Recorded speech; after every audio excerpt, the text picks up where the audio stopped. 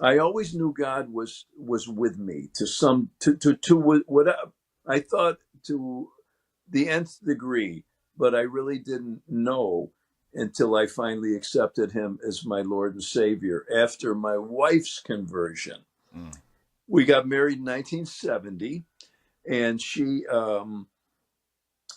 wound up going to Florida to visit her dad that she hadn't seen in many years with our 1 year old daughter. She went down there because her father found out that, he had a granddaughter and wanted to reconnect with his daughter and meet the granddaughter. I had a great family, a great dad, a great mom.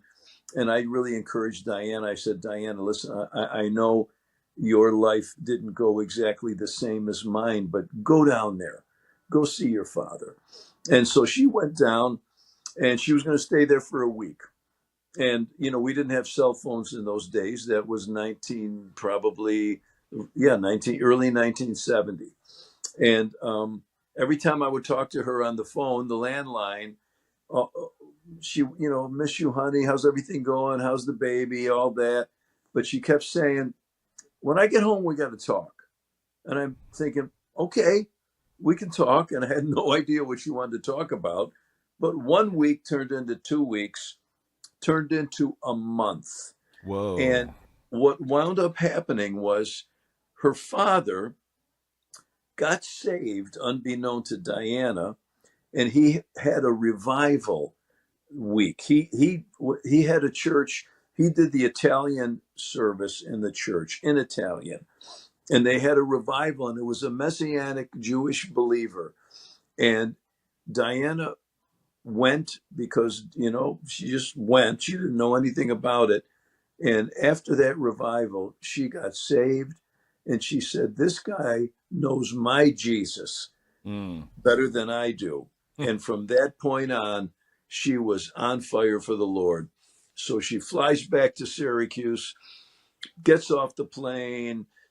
In those days, you would be out on the tarmac, and they'd have the stairs they rolled to the plane. Yeah. She comes down looking beautiful. I hadn't seen her in a month, and she walks right up to me. The first thing she said, she points her finger at me and said, "You got to get saved." And I thought, "Saved from what?" And then when I finally realized what was going on, I realized, oh no, I got a holy roller on my hands now. And it was through her faithfulness and her kindness that I came to know Jesus. Not a month later, not a year later, because I'm a kabadost, I'm a hardhead. 5 years later, my wife had to put up with me, and finally, I got saved 3 Sundays in a row, to the point where the pastor had to finally tell my wife, "Tell Rick, he's good. He doesn't have to keep coming down." So that was that. And at that point, I'm still playing secular music. She's saved in 1970.